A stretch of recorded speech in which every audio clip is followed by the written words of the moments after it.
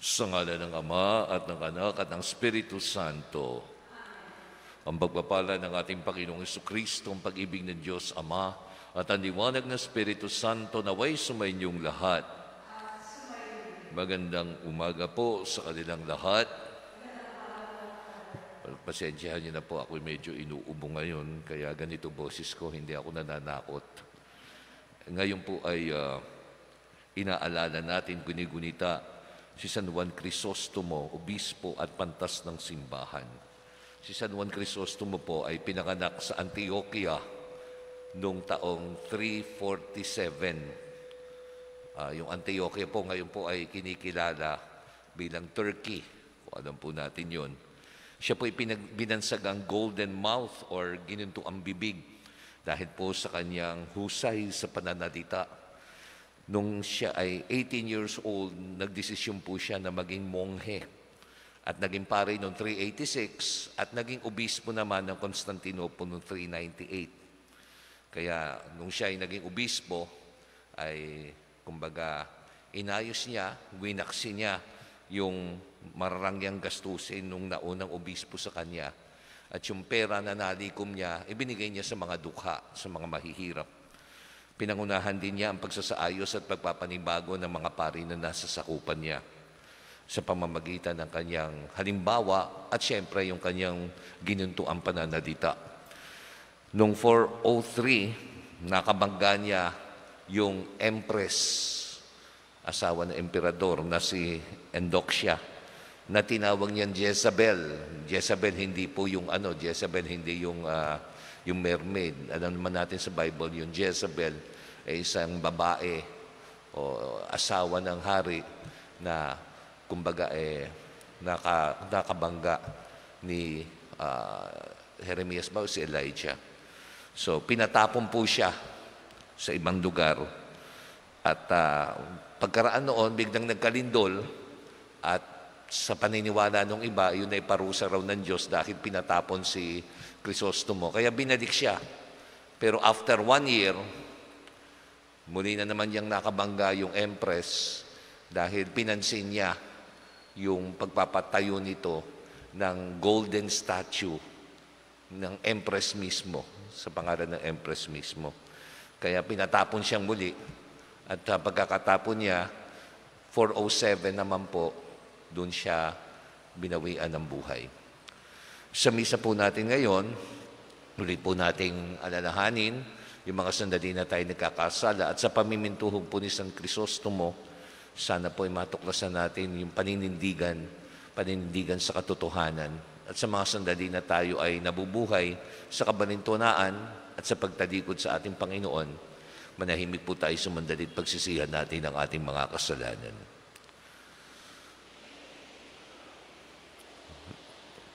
Sabay-sabay po tayo. Inaamin ko sa makapangyarihan Diyos at sa inyo mga kapatid na lubha akong nagkasala sa isip, sa salita at sa gawa at sa aking pagkukulang.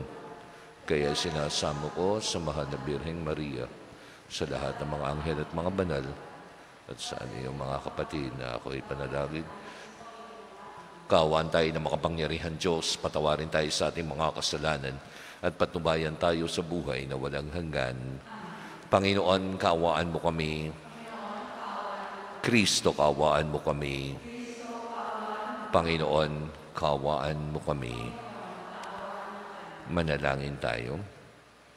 Ama naming makapangyarihan, pinalalakas mo ang loob ng mga nananalig. Niloob mo magkaroon ng katangi-tanging kakayanan ng obispong si San Crisostomo sa paglalahad sa iyong salita at sa pagtitiis ng mga pasakit, buhat sa mga ayaw tumanggap sa iyong aral. Pag-alam mo kaming natuto sa kanyang pinagmamalasakitang ilahad, ay mapalakas ng halimbawa ng kanyang pagpapauman hindi mabubuwag. Inilulog namin ito sa pamamagitan ni Jesucristo kasama ng Espiritu Santo, magpasawalang hanggan. Amen.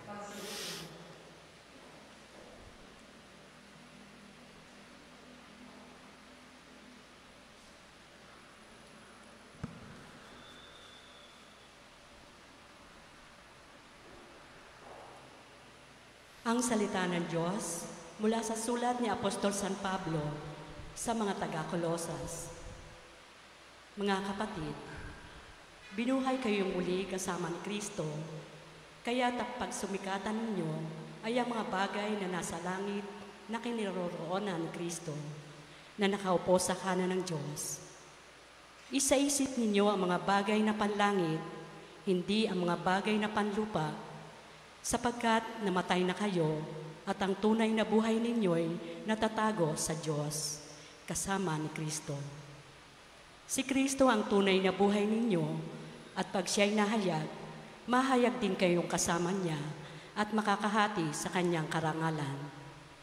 Kaya dapat mawala sa inyo ang mga pitang makalaman, pangangalunya, kahalayan, mahalay na simboyon ng damdamin, masasamang nasa at pag-iimbot na isang uri ng pagsamba sa Diyos-Diyosan.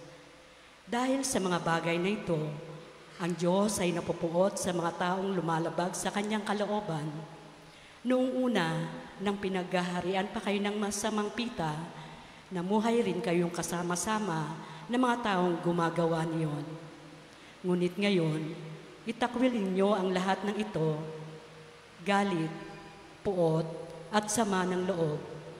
Iwasan na ninyo ang pangungunayaw at malaswang pananalita. Huwag kayong magsisinungaling sa isa't isa, yamang hinubad na ninyo ang dating pagkatao, pati ng mga gawa nito, at nagbihis na ng bagong pagkatao. Patuloy itong nababago ayon sa larawan ng Diyos na lumikha sa inyo upang maging ganap ang inyong kaalaman tungkol sa Kanya, kaya't wala nang pagkakaiba ang Griego at ang Hudyo, ang tuli at ang dituli, ang dayuhan, ang mababangis na tao, ang alipin at ang malaya kay Kristo. Walang pagkakaiba ang lahat at siya'y sumasa lahat. Ang salita ng Diyos. Ang Diyos ay mapagmahal, tanay pinaunlakan.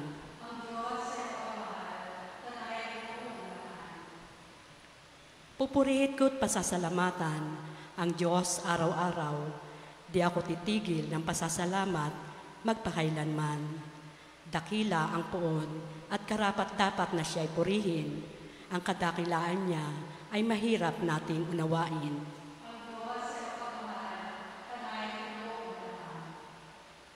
Magpupuring lahat sa iyo, O poon, ang iyong nilalang, lahat mong nilikha ay pupurihin ka at pasasalamatan. Babanggitin nilang tunay na dakila ang iyong kaharian at ibabalit ang tunay kang dakilat makapangyarihan.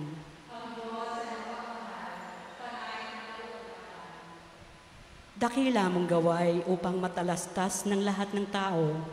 Mababatid nila ang kadakilaan ng paghihirap mo. Ang paghahari mo ay sadyang walang hanggan, hindi magbabago.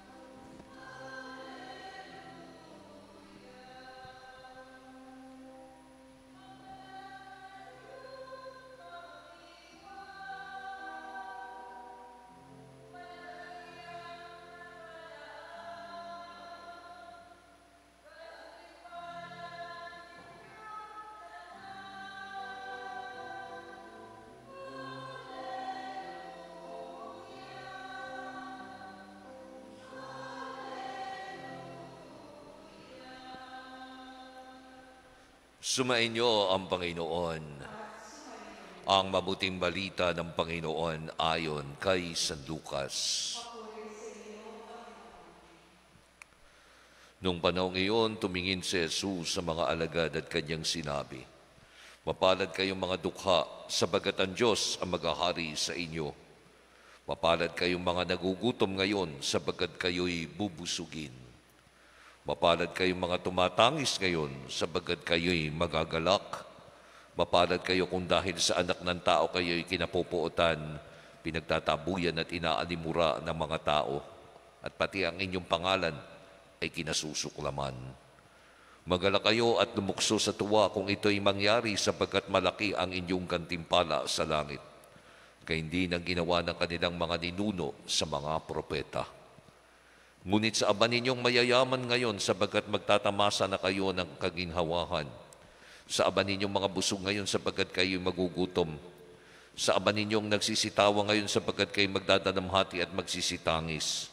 Sa aba ninyo kung kayo pinupuri ng lahat ng tao sapagkat kayo hindi nang ginawa ng kanilang mga ninuno sa mga bulaang propeta. Mga kapatid, ang mabuting balita ng ating Panginoon.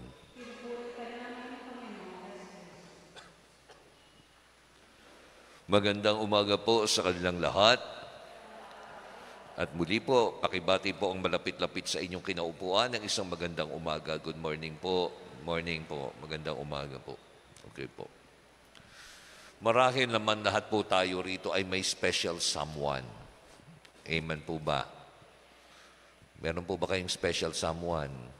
No, buti naman. Kasi kung wala, kawawa naman kayo. Ngayon, kung kayo may special someone, tanong, binibigyan niyo ba siya ng regalo paminsan-minsan?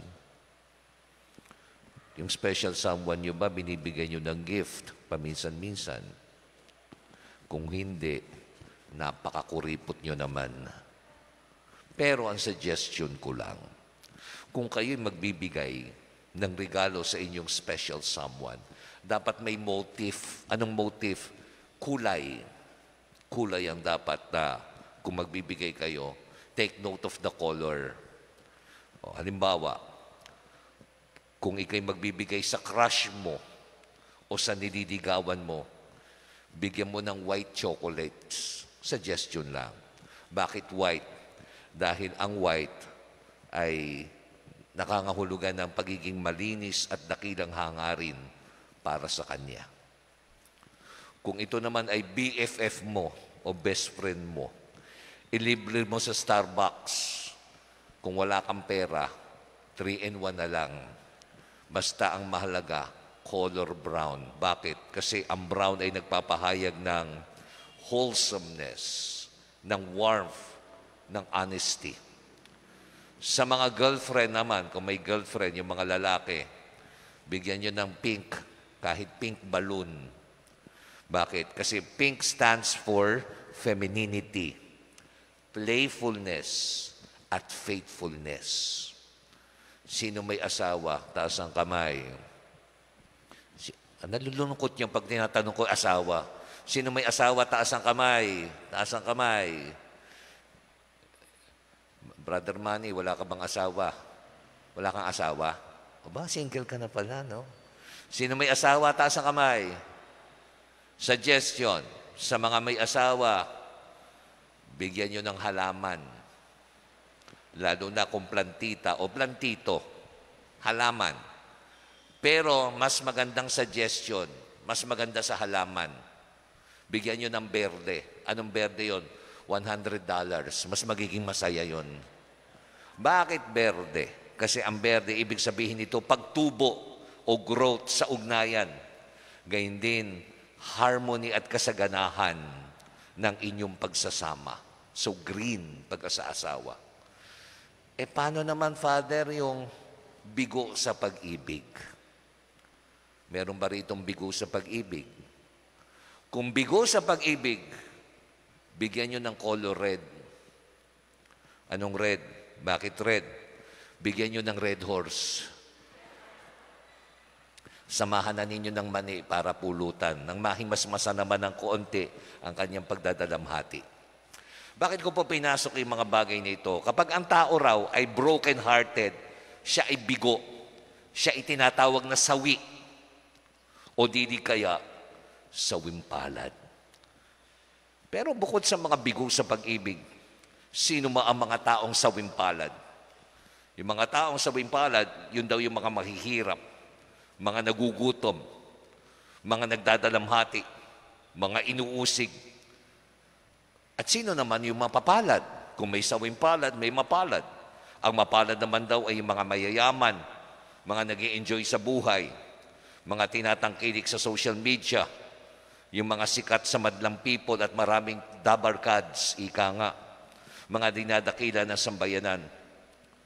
Yung po ang sawing palad at mapalad sa pananaw ng mundo. Pero sa pananaw ng Diyos, iba. Para sa Kanya, mapalad ang mga dukha, mga nagugutom, mga tumatangis, mga inuusig. Di lang yon.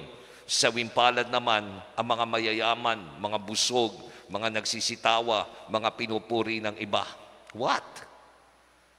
Di ba ang kahulugan ng Beatitudes? Ano ba kahulugan? Ito po yung Beatitudes eh. Ano ba kahulugan ng Beatitudes? Ang kahulugan po ng Beatitudes, happiness, kaligayahan, gladness, joyfulness, kagalakan. Tanong ko nga sa inyo, happy ka ba kung wala kang pera? Tanong, happy ka ba kung wala kang pera? Oh, huwag kang plastic. Hindi naman, di ba? O paano natin masasabi ng Beatitudes, kagalakan? Paano natin masasabi na mapalad ang mga dukha o mga gutom o so what, so forth and so on? Kapatid, ito na ho. We must realize that happiness, I mean true happiness, is closely related to holiness o kabanalan.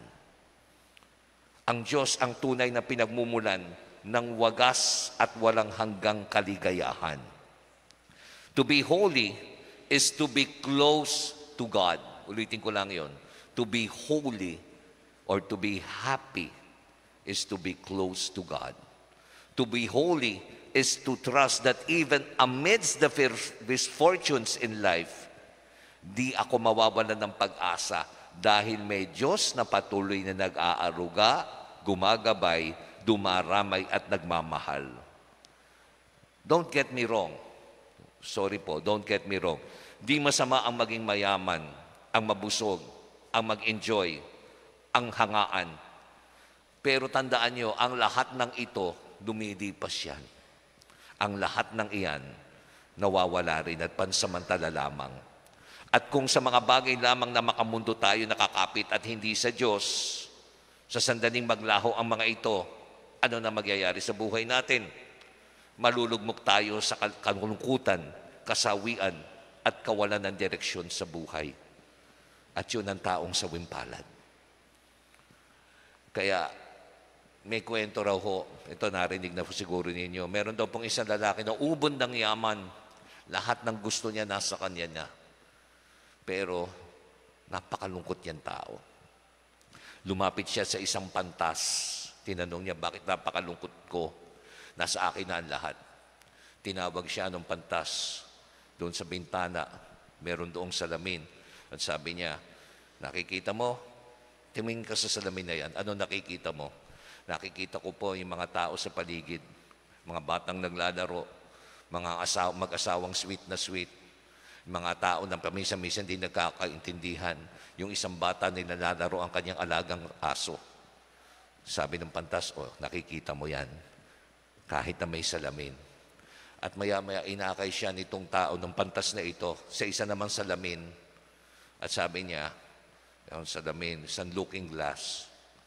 Sabi niya, ano nakikita mo? Nakikita ko po yung sarili ko. Ito na ang sabihin ko sa iyo, sabi ng pantas, bakit sarili mo lang nakikita mo? Dahil ang salamin na yan, pininturahan ng pilak sa likod. Kaya pag may pilak, ang tangi mo lang makikita, sarili mo. At kapag sarili mo lang ang nakikita mo sa buhay mo, magiging napakalungkot mong tao. Oo, nasa iyo na ang lahat, pero sawing palad ka pa rin. Pero wait, let me point out a misnomer o isang kabalintunaan. Hindi automatic na kung ikaw ay dukha, gutom, tumatangis o inuusig, ay mapalad ka na. Dukha ka nga pero sangkot naman sa illegal na gawain para magkapera, sawing palad ka pa rin. Gutom ka nga pero nangingit-ngit sa inggit dahil nakikita yung mga tao kumakain sa Jollibee, sawing palad ka pa rin. Tumatangis nga, Pero sinisisi at sinusumpa naman ng Diyos dahil sa kanyang kalagayan, sawimpalad ka pa rin. Hinahamak, binabaliwala, inuusig ng iba. Pero pinagpapanuhan mo naman ang paraan para makaganti at makabawi sa mga nakasakit sa iyo, sawimpalad ka pa rin. Banal kuno, dahil simba ng simba, dasal ng dasal, ng rosaryo, sari-saring debosyon. Pero paglabas dito, chismosa ka naman to the max, sawimpalad ka pa rin. Walang nagnanais na maghirap, magutom, tumangis, baliwalain o hamakin. The point of the Beatitudes is not that you are blessed because you are suffering. The point of the Beatitudes is that you are blessed even amidst your sufferings, that you are hopeful even amidst the darkness, that you continue to be joyful even amidst your pain, that you continue to decide to love even amidst the rejection. Yes, that even amidst the bitter trials in your life, you end up a better person. Because you believe that the blessing, the hope, the joy, and the love flow not from the temporary things of this world, but from the blessed hands of the true source of happiness. Sino yon? Ang Diyos mismo. Kaya kapit lang sa palad na mapagpalang Diyos. Balik tayo sa kulay. Ngayon, paano na yung taong bigo sa pag-ibig? Ano ang dapat nating ibigay? Wag red horse. Ano ang dapat mong ibigay? Regaluhan mo ng Crayola. Bakit Crayola? Dahil ang Crayola, naglalaman ng color white para sa kadakilaan. Meron itong color brown para sa warmth and honesty. Meron itong color pink para sa joy at faithfulness. Meron itong color green para sa pagtubo o growth. Meron itong color orange para sa vitality and life. Meron itong color yellow para sa pag-asa. Meron itong color blue para sa kapanatagan ng kalooban. At meron din itong color red para sa passion. Dahil sumasagisag ang mga ito sa makulay na pag-ibig ng Diyos. At kung naniniwala at nadarama natin ang pag-ibig, ang makulay na pag-ibig ng Diyos na yan sa gitna ng ating kabiguan, kapatid, mapalad ka pa rin. Magsitayo po tayo lahat.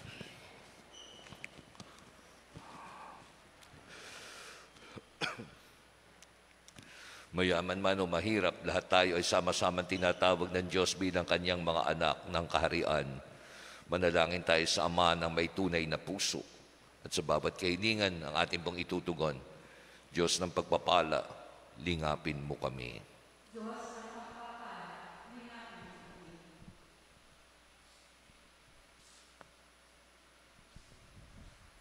Ang simbahang dumaranas ng pag-uusig, naway patuloy na kumapit sa pananampalataya at ipunin ang lahat sa pagkakaisa. Manalangin tayo sa Panginoon.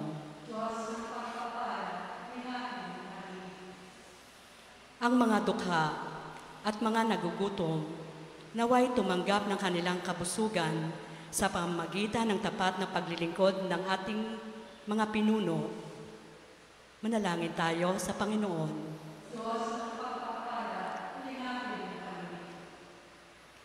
Ang mga sumasampalatayang inuusig, iniinsulto, kinamumuhian at inaabuso, naway magbunyi sa kasiyahan ng kahariang naghihintay sa kanila. Manalangin tayo sa Panginoon. Ang mga may sakit at mga matatanda, naway makadama ng kasiguruhan sa pamamagitan ng pag-ibig, ng ating pag-ibig at pag-aaruga sa kanila. Manalangin tayo sa Panginoon.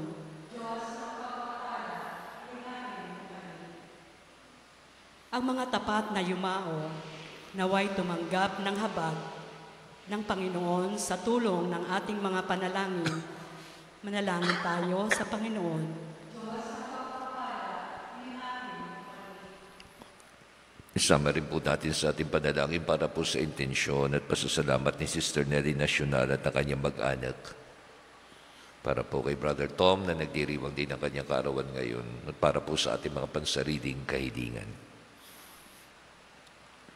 Makapangyarihan Diyos, pakinggan mo ang aming mga hinaing, naway ipahayag ng aming buhay ang kaligayahang inihanda mong maging amin, sapagkat ikaw ay aming Panginoon ngayon at magpakailanman. Amen.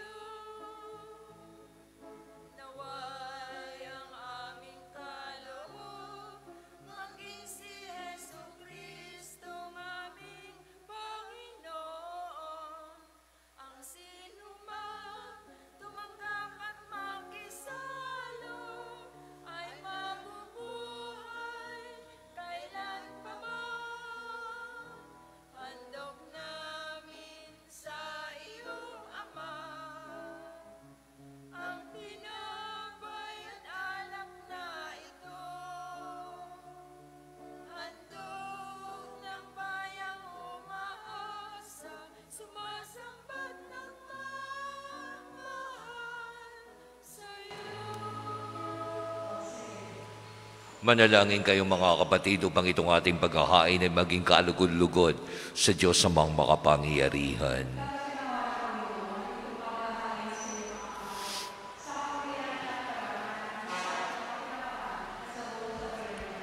Manalangin tayo. Ama naming lumikha, kalugdan mo ang aming kusang loob na paghahain. Ngayong si San Juan Crisostomo ay ginugunita namin. Yayamang sa kanyang tagubilin, iniaalay namin ang buong puso ang sarili namin upang ikaw ay purihin. Sa pamagitan ni Jesucristo kasama ng Espiritu Santo magpa sa walang hanggan. Sumainyo ang Panginoon. Itaas sa Diyos ang inyong puso at diwa. Pasalamatan natin ang Panginoong ating Diyos. Ama naming makapangyarihan, tunay ang marapat na ikaw ay aming pasalamatan. Ikinadulugod mo ni Cain sa libutan na yung pinagbabago at idinarangal sa pamamagitan ng iyong anak na kinadudugdan. Kaya't utang na loob ng iyong mga itinatangit na mga banal na kapiling mo lagi ang iyong paggiliw at pagkakandili. Kakaisa ng mga anghel na nagsisiawit ng papuri sa iyo nang walang humpay sa kalangitan. Kami nagbubunyi sa iyong kadakilaan.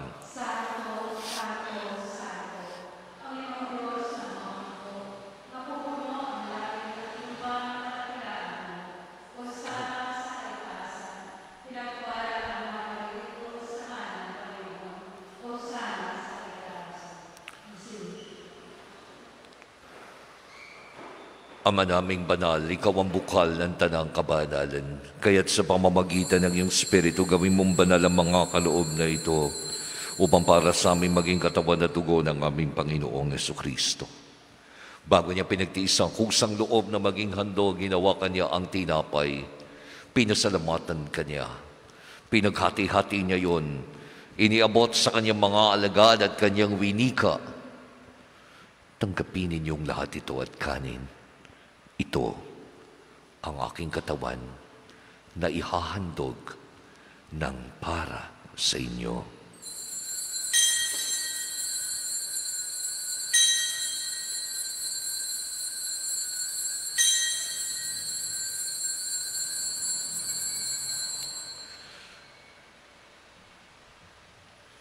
Kaya hindi naman nang matapos ang hapunan, hinawakan niya ang kalis.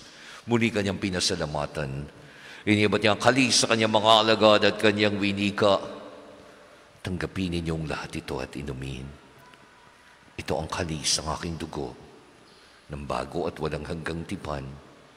Ang aking dugo na ibubuhos para sa inyo at para sa lahat, sa ikapagpapatawad ng mga kasalanan. Gawin ninyo ito bilang pag-aalaala sa akin.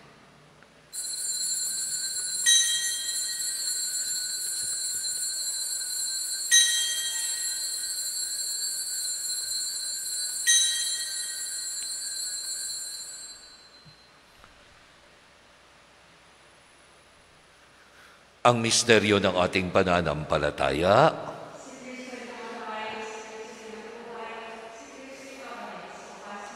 Ang mga ginagawa namin ngayon ang pag-aalaala sa pagkamatay at muling pagkabuhay ng iyong anak. Kaya tinaalay namin sa iyo ang tinapay na nagbibigay buhay at ang kalis na nagkakaloob ng kaligtasan. Kami nagpapasalamat dahil sa kami iyong minarapat na tumayo sa harap mo para maglingkod sa iyo. Isinasamo namin kaming magsasalo-salo sa katawan at dugo ni Kristo ay mabuklod sa pagkakaisa sa pamamagitan ng Espiritu Santo. Ama, lingapin mo ang iyong simbahang laganap sa buong daigdig. Puspusin mo kami sa pag-ibig kaming Papa at ni Dennis naming Obispo at ng Tanang Kaparian. Alalahanin mo rin ang mga kapatid naming nahimlay na may pag-asang sila'y muling mabubuhay, gayon din ang lahat ng mga pumanaw. Muli pong mag-alay tayo ng panalangin para sa ating mga mahal sa buhay na pumanaw na.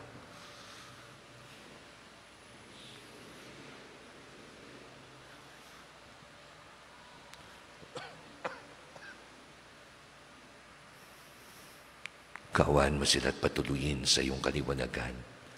Kaawaan mo at paginapating kami lahat ang makasalo sa iyong buhay na walang wakas.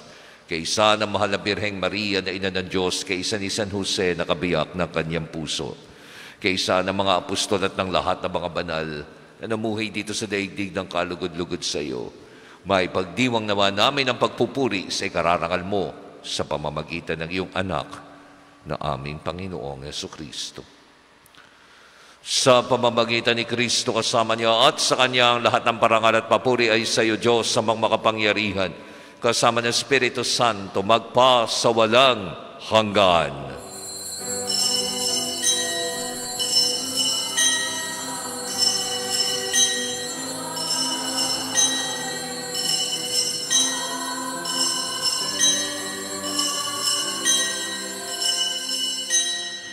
Patunay po muli ng ating patuloy na pagtitiwala sa isang Diyos na walang hanggan ng pag-ibig at pagpapala.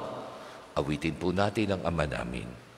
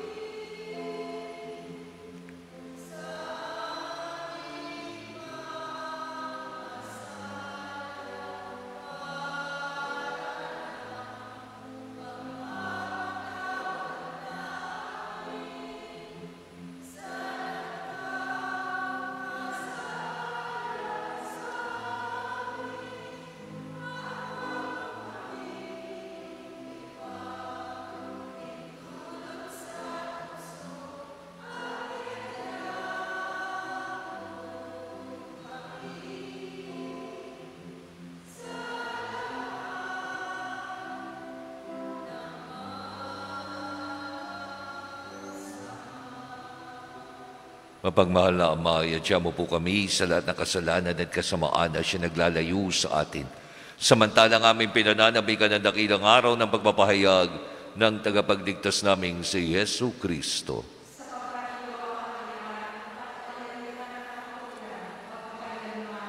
Panginoong Kristo, sinabi mo sa mga apostol, kapayapaan ang iniiwan ko sa inyo, ang aking kapayapaan ang ibinibigay ko sa inyo. Tunghayin mo ang aming pananampalataya at huwag ang aming mga pagkakasala. Pagkalooban mo kami ng kapayapaan at pagkakaisa ayon sa iyong kalooban, kasama ng Espiritu Santo magpasawalang hanggan. Ang kapayapaan po ng ating Panginoon, naway lagi nawang sumainyo. Magbigayan po tayo ng kapayapaan sa bawat isa. Kordero ng Diyos na nag-aalis ng mga kasalanan ng sanlibutan, maawa ka sa amin. Kordero ng Diyos na nag-aalis ng mga kasalanan ng sanlibutan, maawa ka sa amin. Kordero ng Diyos na nag-aalis ng mga kasalanan ng sanlibutan, ipagkaloob mo sa amin ang kapayapaan. Mga kapatid, narito po si Kristo. Siya ang kordero ng Diyos na nag-aalis ng mga kasalanan ng sanlibutan. Papapalad po tayong kanyang tinatawagan upang makipamahagi sa kanyang mahal na katawan.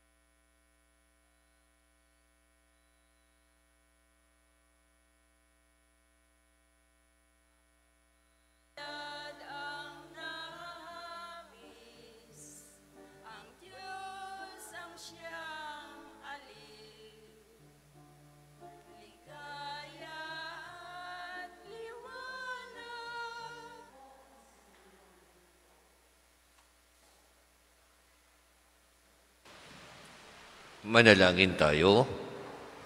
Ama naming mapagmahal, ang pagsasalo namin sa banal na pakikinabang ay mapagtibay nawa sa amin ng iyong pagmamahal at magdulot ng iba yung katapatan sa paglalahad namin ng iyong katotohanan.